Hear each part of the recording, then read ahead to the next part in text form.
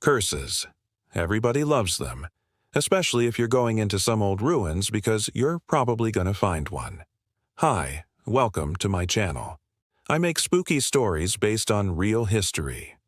Today, we are looking at ancient Egyptian curses, specifically the curse of the Whispering Tombs of Saqqara. The year is 2016 and work is ongoing at the Saqqara necropolis in Egypt. It's not your average dig site. We're talking about a place where archaeologists have uncovered over 300 tombs, including ones belonging to some of the most powerful people in ancient Egyptian history. It's here that the team discovers a sealed chamber beneath the Step Pyramid of Djoser, the first pyramid ever built, which dates back to around 2630 BC. And you know what? It's been undisturbed for 4,000 years. The chamber contains sarcophagi, inscribed tablets, and enough hieroglyphics to give the team a bit of an idea as to who this place belonged to. The crypt was used from the 27th dynasty until the 30th dynasty. But it wasn't just for any noble, oh no, but rather Cheti, one of the most trusted advisors of the pharaoh, someone who held immense power and would be entombed alongside their family members. After some time examining the area, the team finds a small entrance hidden behind a false wall. Inside, they find a shaft leading down into the earth. At the bottom is a wooden chest with an inscription warning trespassers of the terrible consequences that await them. You might think these archaeologists would have heeded the warning, but instead decided to open the chest. Inside, they find another smaller chest made out of metal. This one bears the image of the Eye of Re, the all-seeing eye of the sun god, and you'll never guess what happens next. Yep, another warning, this one inscribed with a litany of curses upon anyone who disturbs the slumber of the dead. Among the threats, there was particular emphasis placed on the punishment that would befall those who disturbed the burial of the priest Thoth. Was he hiding in the third coffin? Guess the only way to find out. They opened it up. There was no body inside. Instead, the team found a number of papyrus scrolls written in Demotic script, a type of ancient Egyptian that was more common among the populace than the hieroglyphic writing. One scroll detailed a ritual that could ward off evil spirits, and another explained how to summon them. I don't think our heroes were aware they were summoning anything when they opened that third chest. As the team begins to translate the ancient writings, strange things start to happen. One of the archaeologists, let's call him Jim, starts experiencing hallucinations. He sees the pharaoh Djoser wandering through the halls of his pyramid, searching for something or someone. Then he hears whispers in the night that seem to speak directly to him. When he reports this to the rest of the team, they think he's just tired and stressed from working in such a high-pressure environment. However, one night the other team members are awoken in their hotel rooms to the sound of scratching at their doors.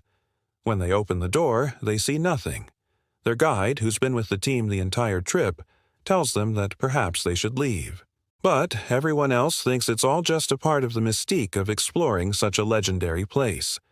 Work continues on the dig, and more artifacts are recovered, including statues of Thoth himself, a baboon-headed god of wisdom and magic. The team begins to believe that these statues hold the key to understanding the meaning of the crypt. Perhaps it wasn't a tomb at all, but rather a temple dedicated to Thoth, a place of rituals and incantations designed to keep the god happy. One day, as the team is excavating outside the pyramid, they uncover a series of small clay discs buried beneath the sand. When they brush off the dirt, they realize that they're actually tiny tablets inscribed with magic spells. It seems like whatever dark secrets this crypt holds, it doesn't want them known. Things take a very dark turn. Another archaeologist is overcome with madness and starts babbling incoherently about pharaohs and priests and some great evil stirring in the depths. Before the team knows what happened, they lose him to the Egyptian desert. The team packs up their things and leaves the pyramid immediately, but as they're making their way home, more disappear. One by one, they feel the effects of the curse of Saqqara, taking their lives along with their knowledge. The last remaining member of the team makes their way back to their home country, forever haunted by the horrors they witnessed at Saqqara. Fast forward to today, and much of the original team's notes and research has been lost. All we know about the dig is what's been gleaned from official reports and news articles. Some say the surviving members simply lost their mind, while others believe that there may be more to the story. They suspect that the so-called Curse of Saqqara may have been real, and that the ancient magic contained within the pyramid's walls may have had something to do with it. Whatever the truth may be, one thing is certain: the whispering tombs of Saqqara remain a mystery to this day. The end. Or maybe the beginning. Whoops, wrong script. Where was I? Ah, yes. So the last of the original crew got away. Right. Well, actually, no, they didn't. See, I lied to you, Savvy? That last bit, that wasn't really the ending. No, no, no, no, no. No, this is where the real story starts. You see, as soon as the last member of the team got home, the company that funded the dig started getting nervous. The media had picked up the story and was running wild with it, calling it everything from the Egyptian apocalypse to the Curse of Saqqara. Bad press is bad for business, so the company brought in a new team of excavators to put everything back the way it was, to bury the evidence, so to speak. But what they didn't know was that what they thought was evidence was actually the culprit. See, when they recovered the entrance to the shaft, they accidentally disturbed the slumber of something very powerful and very angry. It stirred beneath the sands of the desert, feeling the vibrations of the bulldozers as they moved the dirt. Slowly, it began to awaken, drawn to the surface by the promise of revenge. When the foreman of the construction crew called in to report that they'd lost contact with the excavator, they assumed it was just static. After all, this was a remote dig site, and cell service wasn't the greatest. But as the hours passed and the sun began to set, they started to get worried.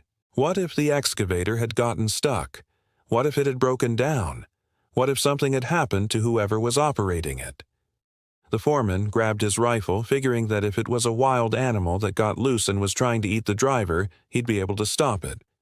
But what he saw when he reached the excavator was not a wild animal. It was something far more sinister. Whatever had been awakened beneath the sands of the desert was now free to do as it pleased, and it was hungry. So, what should we talk about next? I've been your host. You can like and subscribe for more spooky stories based on real history. Thank you to our supporters, especially our top-tier members. If you enjoyed this story, don't forget to hit the like button. It really helps the channel grow. Make sure to subscribe and turn on the notification bell so you never miss a new video. Your support keeps this channel alive and lets us bring you even more creepy, mysterious content. Thanks for watching, and see you in the next one.